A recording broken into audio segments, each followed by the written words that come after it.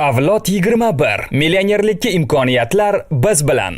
Aziz do'stlar, bu videoda biz sizga Jon Rokfellerning boylik haqidagi 12 ta qoidasi haqida hikoya qilamiz. Ma'lumki, Jon Davison Rokfeller insoniyat tarixining so'nggi 100 yilligidagi eng badavlat inson deb tan olingan. Uning boyligi bugungi kun holatiga ko'ra hisoblab chiqilsa, 340 milliard dollardan oshar edi. Rokfellerning 12 ta qoidasi bu milliarder tomonidan aytilgan va memuarlar avtobiografik kitobida yozib qoldirilgan hikmatli so'zlardan iborat. Bu qoidani Jon yagona o'g'liga o'rgatdi. U esa o'z navbatida 5 nafar o'g'liga. Hozir Rokfellerlar sulolasi dunyodagi eng boy xonadonlardan biridir va ular yana bir boy xonadon Rotshildlar bilan qarindoshlik rishtalarini bog'lashgan. Bu insonlarga nisbatan munosabat balki bir xilda emasdir, ammo bir narsani tan olish kerak. Bu insonlar qanday boyishni va boyligini qanday saqlashni bilishadi. Buning asosida aynan Rokfellerning 12 ta qoidasi mavjud. Jon Rokfeller ko'p bolali, kambag'al oila farzandi bo'lgan. Payt kelib esa noldan birinchi dollar milliarderiga va eng yirik neft magnatiga aylandi. Shuning uchun bu insondan aniq o'rganish kerak bo'lgan jihatlar bor. Birinchi qoida: birov uchun kam ishla. Boshqa insonga qancha ko'p ishlasang, shuncha yomon yashaysan. Kim kun bo'yi ishlasa, hech qachon pul topolmaydi. Jon Rokfeller o'z amaksiga ishlab, bu qoidani o'z tanasida sinab ko'rgan. U juda yoshligida, 16 yoshida biroz vaqt shu tarzda ishlab ko'rgan. Jon mansab pillapoyasida buxgalter assistentidan kompaniya boshqaruvchisi darajasigacha juda tez muddatda erishgan bo'lsa-da, u bu yo'lni rivojlanishning boshi berk ko'chasi deb bildi. U ishdan bo'shab, boshqa tadbirkorga foiz evaziga kapital berib, unga hamkor bo'ldi. Ikkinchi qoida: pulni teja. Mahsulotni arzonroq va ko'tara savdo qiladigan joyni qidir. Xaridlar ro'yxatini oldindan tuzib qo'y va faqat ro'yxatdagi narsalarni sotib ol. Jon Rokfellerning har bir tiyini hisobli edi. U pulini ko'paytirmaydigan narsaga pul sarflamasdi. U juda yoshligidan topgan pullarini yig'ib qo'yardi. U 13 yoshida ilk ssudasini foizga bergan. 18 yoshida esa bir biznesmenning biznes hamkoriga aylangan. Uchinchi qoida: agar puling kam bo'lsa, biznes qilishing kerak. Agar umuman puling bo'lmasa, zudlik bilan biznes qil, hoziroq. Aynan o'z biznesini ochganda Jon Rokfeller qashshoqlikdan qutulish chorasini ko'rdi va o'z namunasida buni a'lo darajada isbotladi. Biznes bilan shug'ullanish hatto sheriklik asosida bo'lsa ham, uni qashshoq insondan neft magnatiga aylanish imkonini berdi. U jiddiy ishlar bilan juda yoshligidan, 18 yoshidan shug'ullanishni boshladi.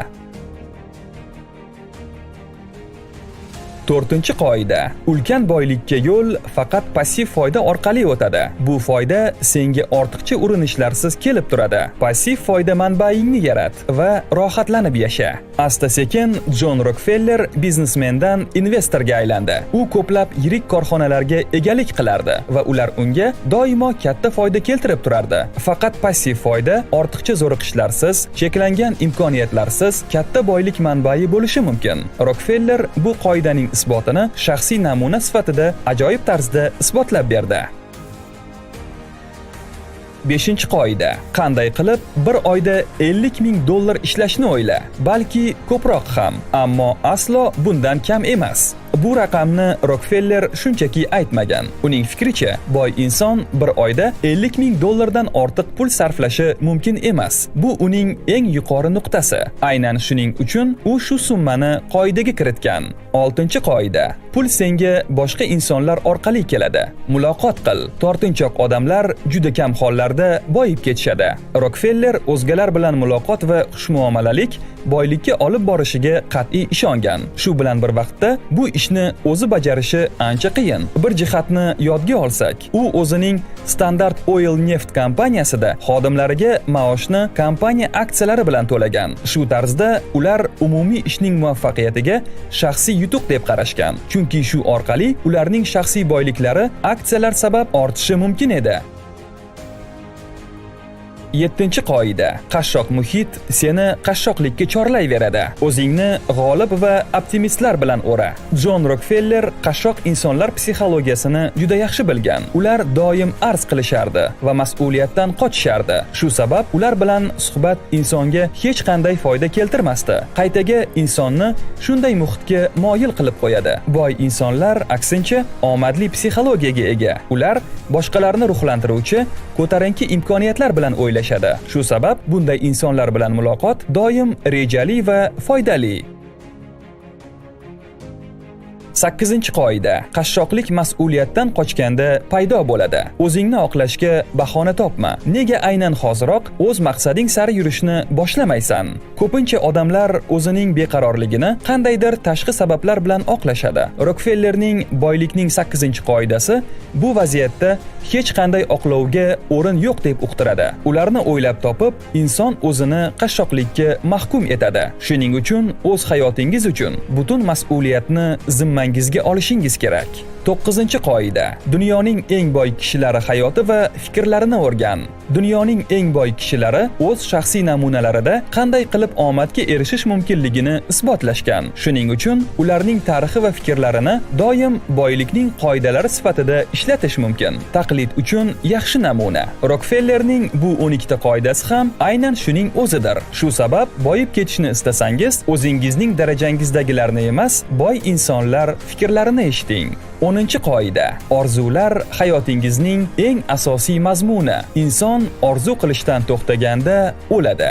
Jon Rokfeller o'sha mashhur maqoldagidek, orzu qilish zararli emas, balki foydali va juda zarur deb qat'iy ishongan. Aynan orzu va maqsadlar insonni boylikka eltadi. Agar insonda orzu bo'lmasa, o'z kelajagini ko'ra olmasa, u shunchaki hech qayoqqa intila olmaydi. Jon Rokfellerning o'zi yoshligida $100,000 ishlab topishni orzu qilgan, ammo u naqd 1,4 milliard ishlab topdi.